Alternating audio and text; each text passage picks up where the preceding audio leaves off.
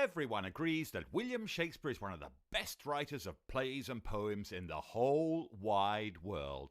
His plays are still being performed in theatres and studied at schools across the globe, even today, 400 years after he died. So what is just so great about him? Let's find out. Hi folks, my name is William Shakespeare and this is my story. This is me, Will Shakespeare. I'm the first son in my family. My poor old parents had 2 little girls before me, but they died of disease when they were babies. It's cosy by the fire here in our house in Stratford-upon-Avon. Here's my mum. She's a farmer's daughter. Aha! It looks like we're having fish for lunch today. And this is Dad. He's a successful glove maker. Everyone wears them round here. And he spends all day stitching leather into gloves, and then I pinch them and play with them. Let's zoom forward to me at school. Learning to write with an ink pot and a feather quill pen can get very messy. Splodges everywhere. Very few boys and girls went to school in my day. Most children had to start working and help their parents make money. Times were tough. But my father was an important man around town, and that meant that I was able to go to the local grammar school and learn how to read and write. Our schoolmaster taught us subjects like history, Greek and Latin. He's put some Latin on the blackboard. Teachers were extremely strict in my day. Put a foot wrong and you got a beating.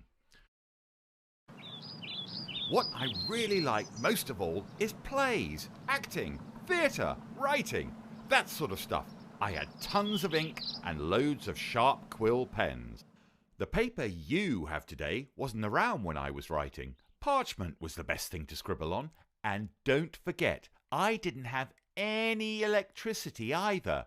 I had to write by the window or by candlelight at night. Parchment was made from dried animal skin, without the fur, and my quills were all goose feathers with a sharpened nib, which I dip into the ink. Lots of drips and splodges. Try and imagine writing all those plays without a biro or a laptop. Not surprisingly, my signature looks a bit wobbly.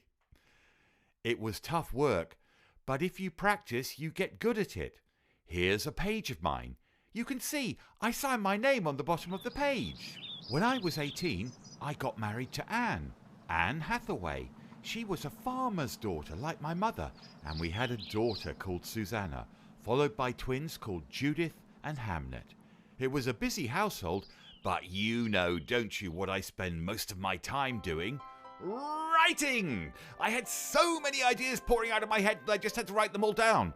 I wrote long poems, short poems called sonnets, 154 of them, and all kinds of plays. I was an actor as well as a playwright, and I had a pretty good idea of how to tell an exciting story on stage. Soon, I organised a bunch of actors to perform my plays.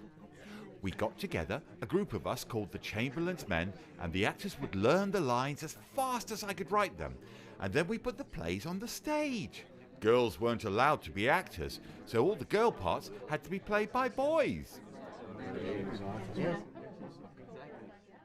We performed most of our plays at a theatre we helped to build called the Globe in London.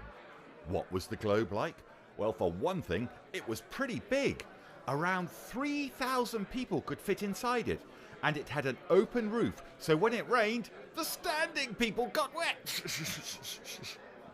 When a performance was on, there was a flag flying on the roof. A canopy hung over the stage to protect the actors from the rain, and the trapdoor in the floorboards was a brilliant way for actors to pop up unexpectedly and surprise the audience. Richer people could sit in comfy seats in the galleries and get a good view. The rest of the audience stood around the stage, pointing and shouting and laughing and chatting and eating and drinking. Hold on a minute! What's that bloke up to? He's a pickpocket and he's nicking that man's money! A few years after we built the Globe, disaster struck when a plague, which we called the Black Death, broke out in London and the theatre had to be closed. Check out the plague doctor with his beaky mask filled with sweet-smelling flowers as he goes about the town trying to save people. Nasty job, that one. Glad I'm a playwright. Animals are dropping dead. People are covered in horrible sores and boils, and everyone is trying to save themselves. The Black Death was a nasty, dangerous part of my life. But what else was going on when I was around?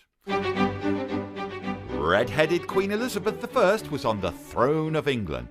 When I was still a teenager, the dashing sailor Francis Drake had sailed all around the world and then fought off the enemy in the Spanish Armada. When I was about 40, Queen Elizabeth died and James I became king. He was a thoughtful, educated man, and he loved the theatre and books and reading. He organised an easier translation of the Bible so that more people could read it. I was a busy guy, always scribbling away. In my lifetime, I wrote 10 plays about great kings, which are known as the history plays. I also wrote 10 plays with unhappy endings called tragedies. Ever heard of Romeo and Juliet? It doesn't get much sadder than that. But I'm not all gloom and doom. I also wrote 18 funny plays called comedies, full of silly characters and stupid jokes, which still make people laugh. And don't forget the 14-line poems known as sonnets, 154 of them in all. Phew! Shakespeare died on his 52nd birthday. Worst birthday ever! 7 years later, a couple of his actor friends collected together all his plays into a book, which we know as the First Folio.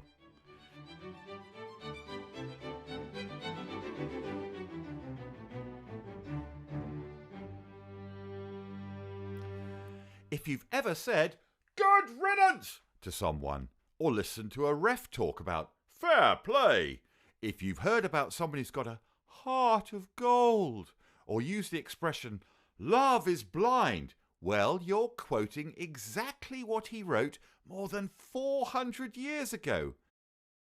Time hasn't changed the importance of Shakespeare's plays. Inside each one, you'll find people with feelings, fears, problems, and hopes that everyone can understand today. So let's hear it for Williams Shakespeare!